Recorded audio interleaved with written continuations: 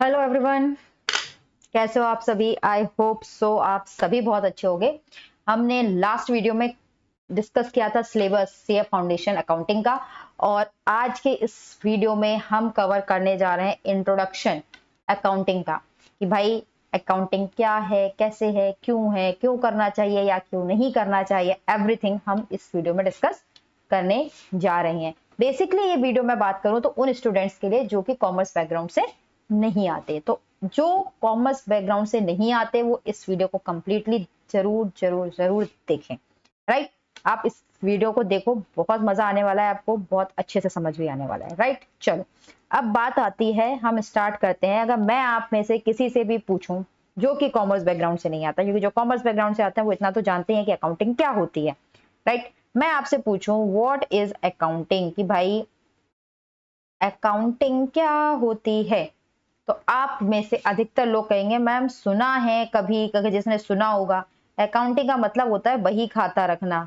जिनने नहीं सुना होगा बही खाता, तो कुछ मेरे से कहेंगे मैम अकाउंटिंग का मतलब होता है हिसाब किताब रखना, है ना, कि भैया हमने कितना माल बेचा, कितना सामान बेचा, हमने कितना सामान खरीदा, हमने क्या खर्चे किए, है ना, ये सारी चीजों का हिसाब किताब रखना। और बहुत अच्छे में कोई मेरे को बोलेगा आज के जमाने का, वो बोलेगा मैम अकाउंटिंग होती है रिकॉर्डिंग करना। क्या होती है? रिकॉर्डिंग करना, किसकी? ट्रांजैक्शंस की। ठीक, अब मैं आपसे एक सवाल पूछती हूँ कि अकाउंटिंग बस इतना ही होता कि ट्रांजैक्शन को कैसे रिकॉर्ड करना है, तो फिर इतना बड़ा सब्जेक्ट क्यों बनाया? कभी समझ सोचा नहीं कि इतना बड़ा सब्जेक्ट है कि सिर्फ इतना ही था कि एक डायरी ले ली और उसमें मुझे लिखना है कि आज मैंने 10 पेन बेचे इतने के, आज मैंने किराया पे किया इतना। बस अगर इतना ही करना होता, ठीक है ना, इतना ही करना होता, तो फिर अकाउंटिंग पूरा एक सब्जेक्ट कैसे बन गया? सोचने वाली बात है ना। अकाउंटिंग सब्जेक्ट क्यों बना, ऐसा क्या है? देखो एक बात बताओ, आपको क्या लगता है, हम इस पे आएंगे उसके पहले एक चीज बताओ, आपको क्या लगता है अकाउंटिंग सिर्फ और सिर्फ बिजनेसमैन करते हैं? तो ये सिर्फ बिजनेसमैन जो है वो अकाउंटिंग करेंगे, है ना, कि भाई जो बिजनेसमैन है सिर्फ वही अकाउंटिंग करेंगे, बाकियों को अकाउंटिंग नहीं करनी? ठीक है, ऐसा है क्या? नहीं। क्यों? अगर आपके लिए अकाउंटिंग बस इतना है ना, रिकॉर्डिंग ऑफ ट्रांजेक्शन्स बस है, तो इसका मतलब आपकी मम्मी भी तो अकाउंटिंग करती है ना। आपकी मम्मी भी क्या है, वो भी तो अकाउंटिंग करती है। क्यों? आपके पापा भी अकाउंटिंग करते हैं, वो भी अकाउंटिंग करते हैं, क्योंकि आपके मम्मी पापा भी हिसाब किताब रखते हैं ना, कि भाई इतनी इनकम घर में आई, इतने खर्चे हमको करने हैं, है ना, इस तरीके से हमको सेविंग करनी है, ये सारा हिसाब किताब आपके मम्मी पापा रखते हैं। तो एक तरीके से आपके मम्मी पापा भी तो अकाउंटिंग कर ही रहे हैं, कर रहे हैं ना। तो क्या अकाउंटिंग सिर्फ इतना ही है? नहीं, अकाउंटिंग सिर्फ इतनी सी बात नहीं है। नहीं होगी ना तभी तो पूरा अकाउंटिंग सब्जेक्ट बना, वरना अकाउंटिंग सब्जेक्ट ही क्यों बनता? तो भाई फिर अकाउंटिंग है क्या? ठीक है ना, अकाउंटिंग है क्या? अब क्वेश्चन आता है कि भैया ये अकाउंटिंग है क्या, क्योंकि अकाउंटिंग सिर्फ और सिर्फ हिसाब किताब रखना तो नहीं है, सिर्फ यहां तक तो लिमिटेड नहीं है कि भैया हिसाब किताब रखना है। ठीक है, अब अकाउंटिंग क्या है ना, इसको एक एग्जाम्पल से समझते हैं। ठीक है, आप इस एग्जाम्पल को समझोगे ना, आपको सब कुछ समझ में आ जाएगा, बहुत अच्छे से समझ में आ जाएगा। और ठीक है, बहुत अच्छे से समझ में आ जाएगा। राइट, देखो दो दोस्त हैं, ठीक है, दो दोस्त कौन है? एक है राहुल, ठीक है, और एक है अमन। दोनों बहुत अच्छे दोस्त हैं। अमन जाके बाद में बन जाता है एक सीए, ये सीए बन जाता है, और ये जो राहुल है वो कहता है यार मुझसे नहीं करनी पढ़ाई वढ़ाई, मैं तो बनूंगा बिजनेसमैन। राहुल बन जाते हैं बिजनेसमैन। ठीक है, दोनों अच्छे दोस्त हैं। अब राहुल बिजनेसमैन बनते तो क्या बिजनेस करें? उन्होंने कहा मोमोज बहुत चलते हैं, ये क्या करते हैं, एक मोमो हाउस खोल लेते हैं। क्या करते हैं? मोमो हाउस खोल लेते हैं, मोमोज बेचने का काम करते हैं। अच्छी बात है। अब क्या होता है, साल भर, ये पूरे साल का मतलब 1 अप्रैल 2024, हम अप्रैल से मार्च का फाइनेंशियल ईयर फॉलो करते हैं ना, 31 मार्च 25 अभी तक आई नहीं है, ये पूरे साल, ये इसको हम क्या बोलते हैं, इसको हम फाइनेंशियल ईयर बोलते हैं ना, फाइनेंशियल ईयर। और फाइनेंशियल ईयर हमारा कब से चालू होता है? अप्रैल से स्टार्ट होता है और मार्च पे एंड होता है। राइट, ये पूरे साल बिजनेस करता रहा, बहुत अच्छा इसका बिजनेस चलता भी रहा, खुश था, बिजनेस अच्छा चल रहा है, सब कुछ है। अब क्या हुआ, अब आ गया ईयर एंड। ठीक है, अब आया ईयर एंड। जैसे ही ईयर एंड आया तो हमारे जो राहुल भैया थे, है ना, हमारे जो राहुल भैया थे, ये हो गए बड़े परेशान। उल्टा बना दिया ना, ये हमारे जो राहुल भैया थे ये हो गए बड़े परेशान। क्यों हो गए परेशान? अब इनको समझ में नहीं आ रहा। क्या समझ नहीं आ रहा? इनको समझ में नहीं आ रहा कि मैं प्रॉफिट कैसे निकालूं। इनको समझ नहीं आ रहा प्रॉफिट कैसे निकालूं। राहुल क्या, ये बहुत गुस्से में, बहुत गुस्से में गया अमन के पास और इससे बोलता है, तूने मेरे से कहा था, तूने मेरे से कहा था बिल संभाल के रखना।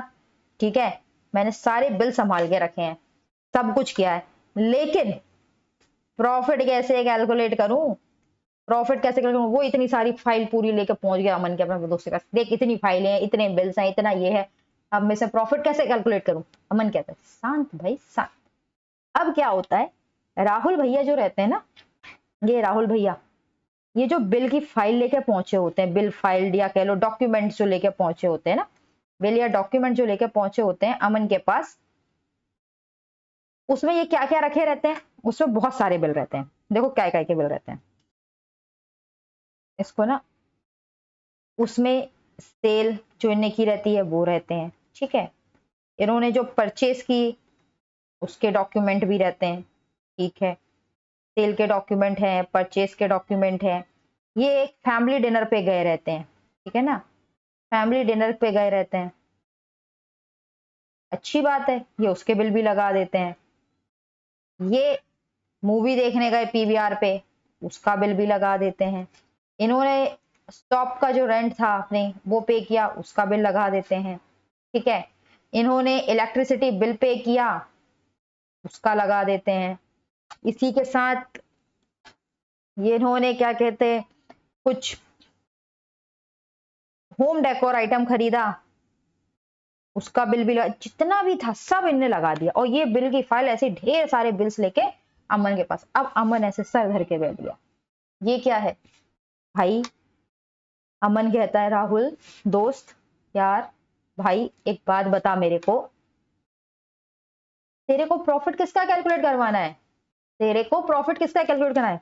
राहुल बोलता है, भाई प्रॉफिट तो बिजनेस का ही कैलकुलेट कराना है ना। क्या बोलता है?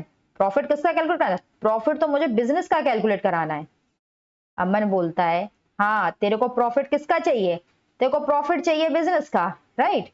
अब तू मेरे को एक बात बता। वो उससे पूछता है, अमन राहुल से पूछता है, दोस्त अमन सीए रहता है, वो पूछता है तो एक बात बता, तू फैमिली डिनर पे गया, इसका तेरे बिजनेस से क्या लेना देना? तू नहीं भी जाता, तू ये खर्चा नहीं भी करता तो भी तेरा बिजनेस चलता। पीवीआर गया मूवी देखने, इसका तेरे बिजनेस से क्या लेना देना? ठीक है, तूने होम डेकोर का आइटम खरीदा, उसका बिजनेस से क्या लेना देना? तो वो अमन राहुल को समझाता है कि देखो, इसमें जो बिल बिजनेस से रिलेटेड हो उसको तुम अलग करो। क्या कहता है? कहता है जो बिल बिजनेस से रिलेटेड है उसको तुम अलग करो, आइडेंटिफाई करो। तो सबसे पहली चीज क्या आती है? सबसे पहली चीज जो आती है वो आती है आइडेंटिफिकेशन। क्या आती है? Identification of business transaction, of business transaction. सबसे पहले हमें आइडेंटिफाई करना होता है कि बिजनेस ट्रांजेक्शंस क्या क्या हुई, राइट? सबसे पहले हम क्या करते हैं? आइडेंटिफाई करते हैं बिजनेस ट्रांजेक्शन को। तो वो कहता है ठीक है, मैं जाके बिजनेस ट्रांजेक्शन को आइडेंटिफाई करता हूं। अब क्या हुआ, जो हमारे राहुल भैया थे वो चले अपनी शॉप पे पहुंचे, अपने दो एम्प्लॉइज को पकड़ा, जितने बिल वगैरह थे बिजनेस के उनको सबको अलग अलग किया और अलग से फाइल बनाई जिसमें सिर्फ और सिर्फ बिजनेस से related expenses, income, sale, purchase वगैरह हो, राइट? अब आती है दूसरी चीज। दूसरी चीज क्या होती है कि बिजनेस में हम किसको रिकॉर्ड करते हैं? हम उन्हीं ट्रांजेक्शन को रिकॉर्ड करते हैं जिनको हम मनी के टर्म्स में मेजर कर सकते हैं। मनी मेजरमेंट क्या है?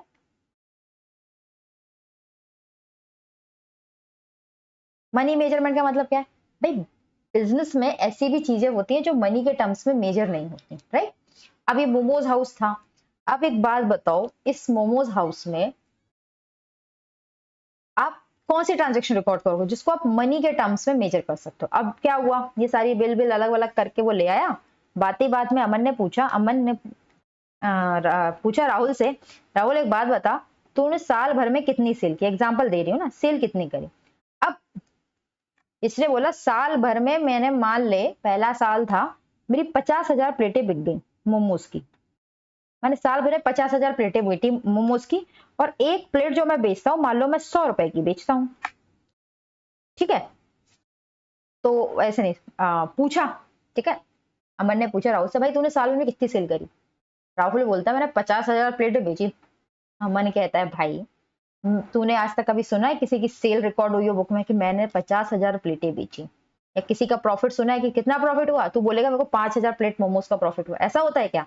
नहीं ना भाई, मनी के टर्म्स में बोलता अच्छा 50,000 प्लेटें बेची, एक प्लेट मोमोज की मैं 100 रुपए की बेचता हूँ, उस हिसाब से तू हिसाब लगा ले मैंने साल भर में 50 लाख की सेल करी है। कितने की करी है, 50 लाख की सेल करी है। हाँ बोला, अब सही बोला ना, तूने साल भर में कितनी सेल करी है, तूने साल भर में 50 लाख की सेल करी है। तो हम जिन ट्रांजैक्शन को मनी के टर्म्स में मेजर कर सकते हैं हम उन्हीं को बुक्स में रिकॉर्ड करते हैं। जैसे कि अब राहुल जो ये बिजनेस कर रहा था मोमो हाउस का, उसमें उसके पास वर्कर लगे थे, ठीक है। एक वर्कर था, बड़ा अच्छा वर्कर था, बहुत अच्छे मोमोज बनाता था, अमन ने भी खाए हुए थे। मान लो उस वर्कर का नाम था रॉकेट, रॉकेट सिंह, बहुत अच्छा था। एक वर्कर था रॉकेट सिंह, बहुत अच्छे मोमोज बनाता था, गजब की स्किल थी, गजब की एफिशिएंसी थी, सब कुछ थी।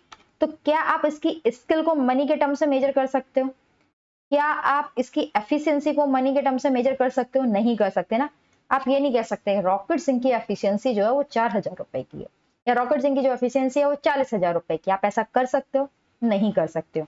तो वही ट्रांजेक्शन रिकॉर्ड की जाती हैं बिजनेस में जो कि मनी के टर्म्स में मेजर की जा सकती हैं। जो मनी के टर्म्स से मेजर नहीं होती उनको रिकॉर्ड नहीं किया जाता, ठीक है।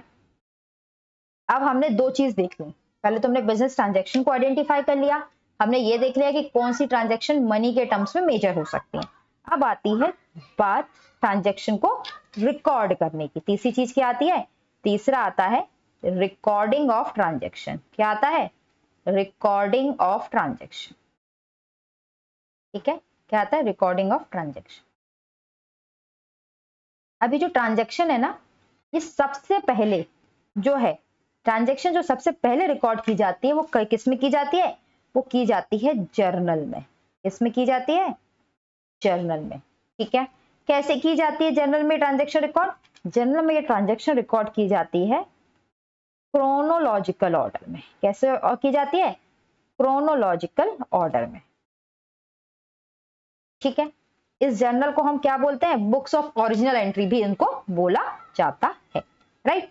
अब जर्नल क्या होता है, आपको समझाने के लिए अगर मैं बोलूं जर्नल क्या होता है तो आप ये समझ लो, जर्नल ना एक बड़ा सा रजिस्टर होता है। मैं भी बताती हूँ क्रोनोलॉजिकल ऑर्डर क्या होता है। ऐसे मान लो एक बड़ा सा रजिस्टर होता होगा, एक कोई चीज होती होगी, उसमें ना, यहीं पर बंद कर देते हैं, उसमें ना हम रिकॉर्ड करते हैं। कैसे रिकॉर्ड करते हैं, देखो हम कैसे रिकॉर्ड करते हैं अभी बताते हैं। चलो कैसे रिकॉर्ड करते हैं, जैसे कि मान लो 1 अप्रैल को 25 को सेल हुई, ठीक है। तो इनने पहले एक सेल रिकॉर्ड कर दी, कितने की, मान लो 10,000 की सेल रिकॉर्ड कर दी। अब उसी दिन 1/4/25 को परचेज हुई, ठीक है। अब भाई मोमोज बना रहे हैं तो सारे उसके रॉ मटेरियल खरीदेंगे, परचेज रिकॉर्ड कर ली 5,000 की, राइट, 5,000 की। फिर मान लो 3 अप्रैल को 25 कर रही हूँ, 24 होगा ना, ठीक है, 24। अब 3 अप्रैल को इन्होंने मान लो रेंट पे कर दिया अपनी शॉप का, 20,000 का रेंट पे कर दिया, राइट। फिर मान लो 3 अप्रैल को ही इन्होंने सेल कर दी, तो फिर वो सेल को रिकॉर्ड किया 15,000 की, राइट। फिर उसी दिन 3 ही अप्रैल को इन्होंने इलेक्ट्रिसिटी का बिल पे कर दिया तो वो जो बिल आया था मान लो 10,000 का, वो रिकॉर्ड कर दिया। फिर 7 अप्रैल हुई, 7 अप्रैल को इन्होंने फिर एक सेल रिकॉर्ड कर ली 25,000 की, ठीक है। फिर 7 अप्रैल को फिर परचेज रिकॉर्ड कर दी, ठीक। ऐसे करके ये रिकॉर्ड करते चले जाते हैं। तो यहाँ देखोगे आप, सेल भी रिकॉर्ड हो रही है, परचेज रिकॉर्ड हो रहे हैं, रेंट रिकॉर्ड हो रहा है, इलेक्ट्रिसिटी का बिल, यानी कि सेल, परचेज, एक्सपेंसेस सब रिकॉर्ड हो रहे हैं, ठीक है। कैसे रिकॉर्ड होते हैं? रिकॉर्ड होते हैं क्रोनोलॉजिकल ऑर्डर में। कैसे रिकॉर्ड होते हैं? क्रोनोलॉजिकल ऑर्डर में। भाई ये क्रोनोलॉजिकल ऑर्डर होता क्या है?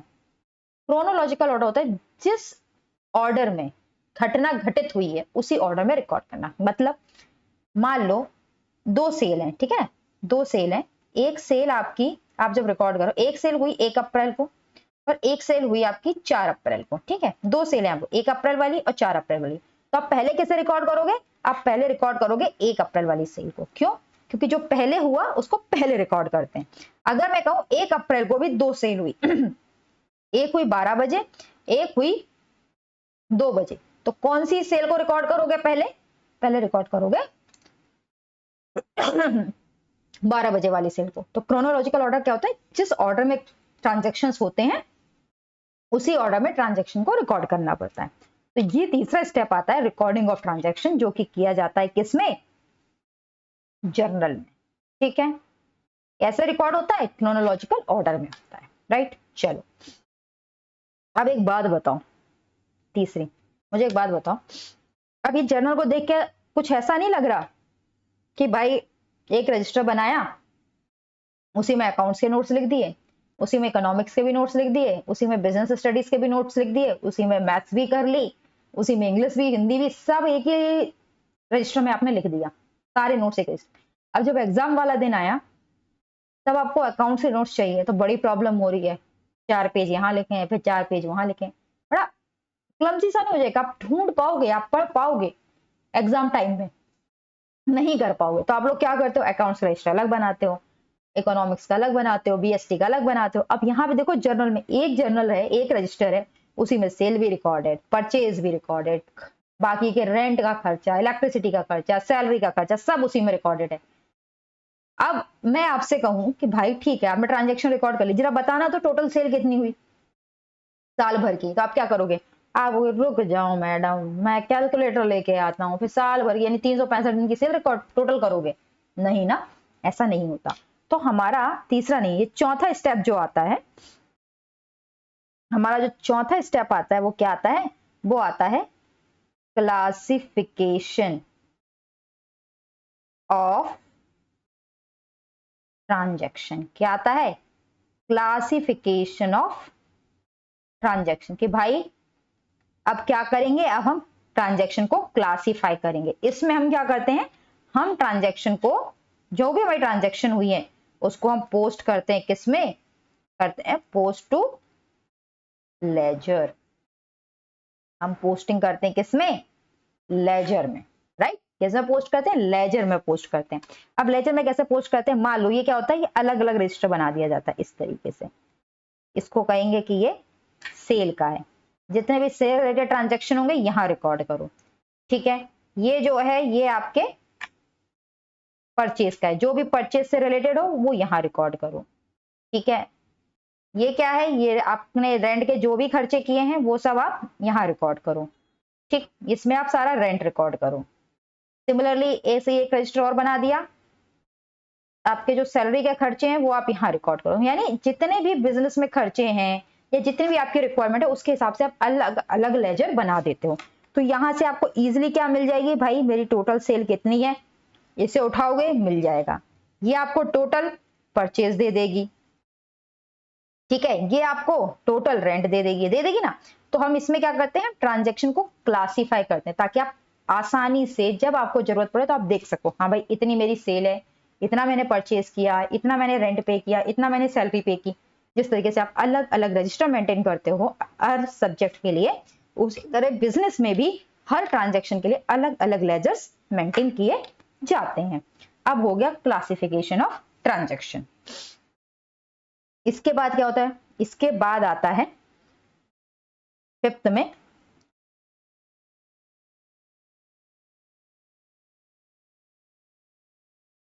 समराइजेशन, इसको लिखते हैं समराइजेशन। क्या लिखते हैं? समराइजेशन। क्या होता है समराइजेशन? समराइजेशन होता है समरी बनाना, शॉर्ट नोट्स। हम लोग कहते हैं ना एग्जाम के एक दिन पहले पढ़ेंगे ताकि क्विक रिवीजन के लिए नोट्स बनाते हैं, ये वही समराइजेशन। समराइजेशन में क्या करते हैं? समराइजेशन में ना हम बनाते हैं ट्रायल बैलेंस। क्या बनाते हैं? Trial balance. इसमें फिर हम बनाते हैं क्या? Profit and loss. क्या बनाते हैं?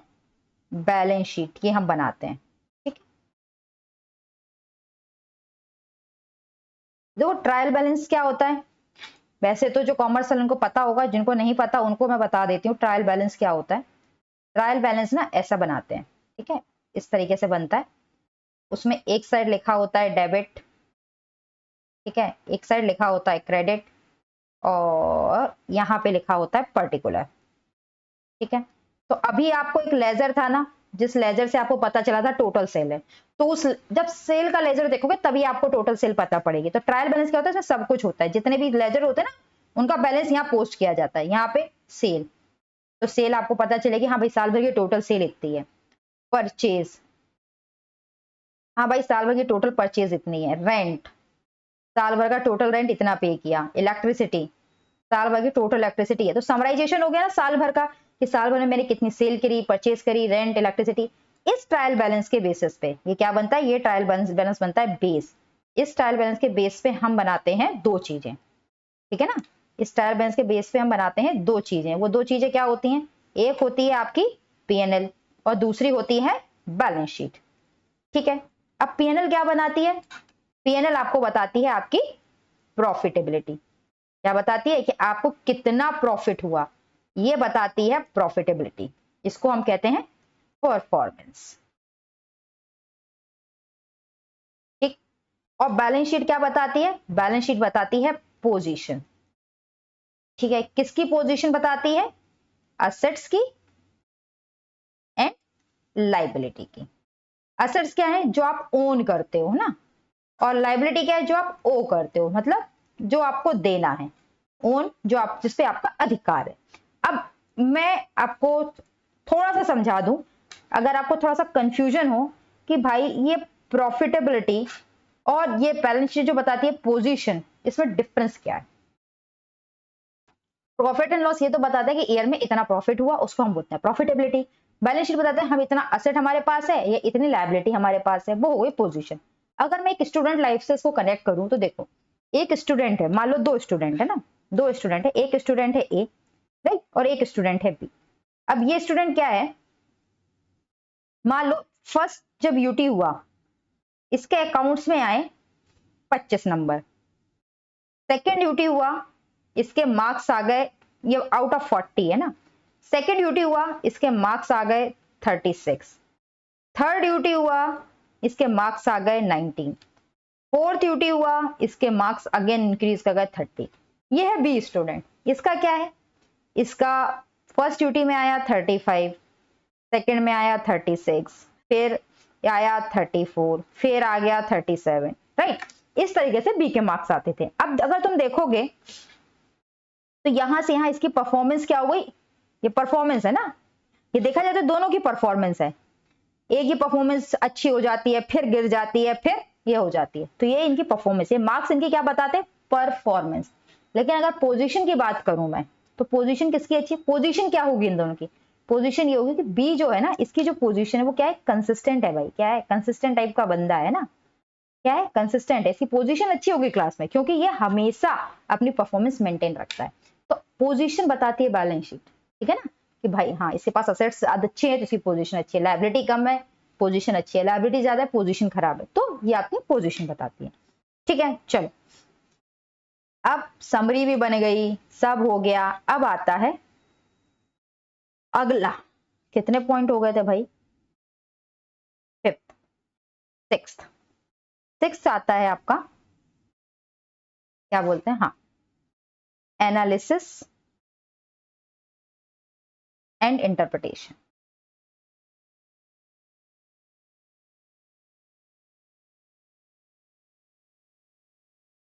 Analysis and interpretation. अब क्या होता है एनालिसिस एंड इंटरप्रिटेशन में? एनालिसिस एंड इंटरप्रिटेशन में होता है, जैसे कि अभी मैंने आपको दो स्टूडेंट का एग्जांपल दिया था ना, एक ए का एक बी का, राइट? यहाँ नहीं लिखते, ऊपर जो दिया उसी पे चलते हैं, दिया ना।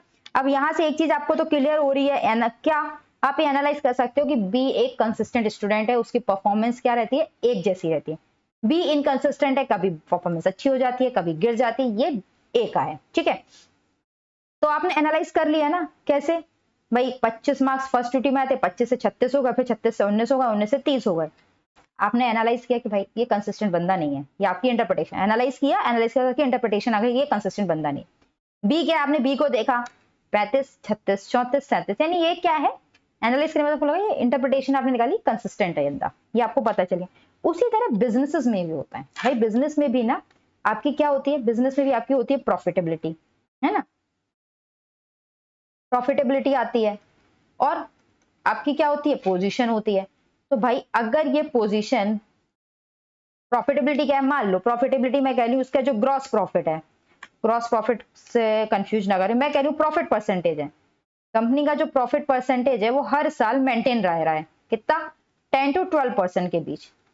तो हम क्या कहेंगे, हाँ हमने देखा, जब हमने एनालाइज किया प्रॉफिट को, तो हमने देखा कि कंपनी की जो प्रॉफिटेबिलिटी है 10 से 12% पे क्या है, मेंटेन है, पिछले 5 सालों से, लास्ट 5 ईयर से, है ना, जो कंपनी की प्रॉफिटेबिलिटी 10 से 12% पे टिकी हुई है। तो आपने क्या इंटरप्रेट किया, कंपनी की परफॉर्मेंस क्या है, कंसिस्टेंट है, कंपनी की परफॉर्मेंस क्या है, कंसिस्टेंट है, आपको ये पता चल गया। अब उसी तरह आपने पोजीशन को एनालाइज किया, आप पोजीशन देख रहे हो कि कंपनी के जो असेट्स हैं वो लाइबिलिटी से क्या है, ज्यादा है, ठीक है, कंपनी के पास असेट्स ज्यादा है लाइबिलिटी से, ठीक है। तो आपने ये क्या, लास्ट 5 ईयर से यही चल रहा है, क्या लास्ट 5 ईयर से यही चल रहा है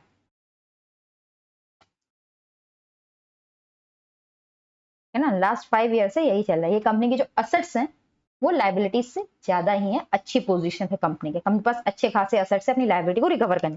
तो यहाँ भी पता चल रहा है कि हाँ भाई कंपनी की पोजीशन क्या है, कंसिस्टेंट है, कंपनी ने अपने बिजनेस को अच्छे से मेंटेन कर रखा है, आपने ये निकाल लिया, ठीक है। तो आप पहले क्या करते हो, आप पहले एनालाइज करते हो, एनालाइज क्या करना, आपने प्रॉफिट देखा पिछले 5 साल का, वहां से आपने एनालिसिस किया, फिर आपका ये इंटरप्रिटेशन है, यहाँ आपने असेट एंड लाइबिलिटी को देखा लास्ट 5 ईयर का, फिर आपने यहाँ पे इंटरप्रेट किया कि कंसिस्टेंट है, ये हो गई एनालिसिस एंड इंटरप्रिटेशन। अब लास्ट आता है 7th पॉइंट, कम्युनिकेशन। क्या, कम्युनिकेशन, ठीक है। अगर आपको याद हो तो लास्ट नहीं, कम्युनिकेशन, ठीक है। कम्युनिकेशन में क्या होता है, देखो भाई कम्युनिकेशन में क्या होता है, कंपनी क्या करती है, अपने रिजल्ट्स को, अपने उसके जो भी रिजल्ट्स होते हैं ना, जो भी उसके रिजल्ट्स होते हैं वो बताती है, किसको, स्टेक होल्डर को, इसको स्टेक होल्डर को। स्टेक होल्डर कौन होता है, स्टेक होल्डर वो होता है जो भी कंपनी में इंटरेस्टेड है, चाहे वो उसका ओनर हो, है ना, उसका एम्प्लॉय हो, गवर्नमेंट है, क्रेडिटर है, जो भी कंपनी में इंटरेस्ट रखता है वो सारे के सारे स्टेक होल्डर होते हैं। तो बिजनेस अपनी रिजल्ट्स को कम्युनिकेट करता है कि मेरी परफॉर्मेंस ऐसे रही, और भाई परफॉर्मेंस किसी की भी हो कम्युनिकेट की जाती है, बीइंग एन स्टूडेंट आपकी परफॉर्मेंस भी कम्युनिकेट की जाती है। आप में से कोई ये नहीं कह सकता कि मेरी परफॉर्मेंस यानी कि मेरा रिजल्ट, कोई स्टूडेंट है जो कह सके कि भाई मेरा रिजल्ट कभी किसी को नहीं बताया गया, क्योंकि अगर रिजल्ट आता है ना तो उस दिन आपसे पहले, आपके उठने से पहले रिश्तेदारों का कॉल आ जाता है ना, तो भैया रिजल्ट्स कम्युनिकेट किए जाते हैं, राइट, समझ में आ गया। तो भैया एक चीज देखी हमने कि हमने क्या देखा कि जो अकाउंटिंग है उसमें बहुत सारी चीजें हैं, क्या क्या चीजें, अगर मैं स्टेप्स की बात करूं, ठीक है, अकाउंटिंग में बहुत सारी चीजें क्या क्या है।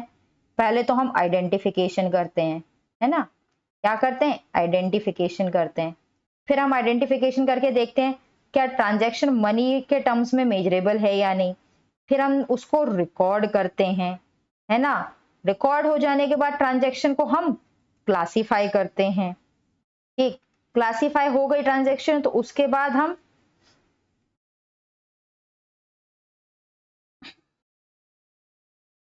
रिकॉर्ड हो गया, क्लासिफाई हो गया, उसके बाद समराइज करते हैं, भूल रही थी मैं, उसके बाद हम उसको क्या करते हैं, उसकी हम समरी बनाते हैं ना, ठीक है।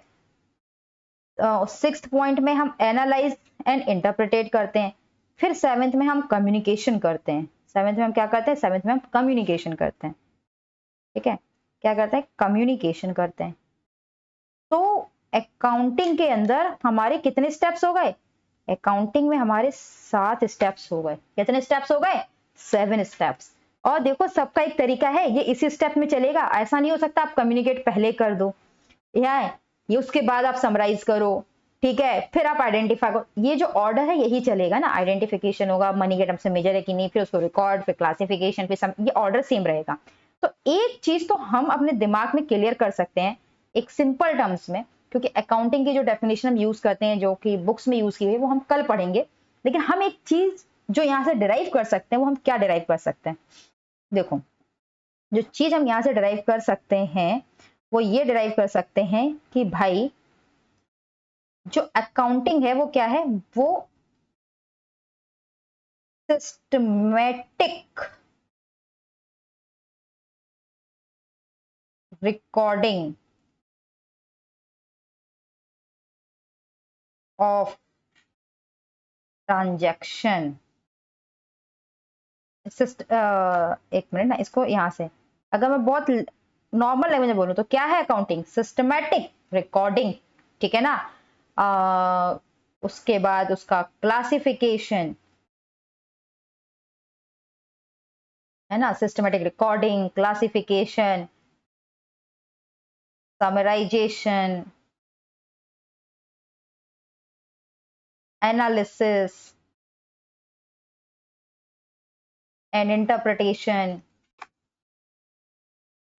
recording, classification, summarization, interpretation, and some interpretation of transaction, measurable in terms of money to communicate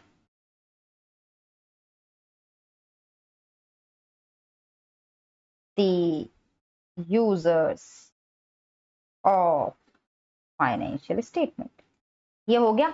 या सिस्टमैटिक रिकॉर्डिंग है, क्लासिफिकेशन है, समराइजेशन है, एनालिसिस है, सब देखो सब इसी में है। आप सिस्टमैटिकली ट्रांजैक्शन को रिकॉर्ड कर रहे हो, क्लासिफाई कर रहे हो, समराइज कर रहे हो, एनालाइज कर रहे हो, इंटरप्रेट। किनको? उन्हीं ट्रांजैक्शन को जो मनी के टर्म्स में मेजरेबल है। क्यों कर रहे हो? ताकि आप कम्युनिकेट कर सको। किनको? यूजर्स ऑफ फाइनेंशियल स्टेटमेंट को। तो इसके साथ हमने ये जान लिया आज के क्लास में कि भैया अकाउंटिंग में क्या क्या होता है और क्या क्या करना है। तो यानी एक बात सिंपल है, पूरी अकाउंटिंग में आपको यही 7 चीजें पढ़नी है।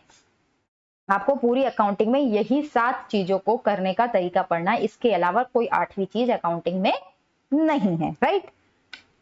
समझ, आई होप सो आपको सारी चीजें समझ में आ गई होंगी। अगर आज का लेक्चर पसंद आया हो तो प्लीज चैनल को लाइक, शेयर एंड सब्सक्राइब करें।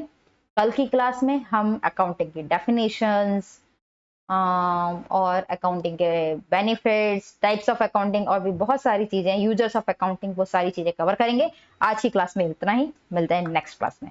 Thank you.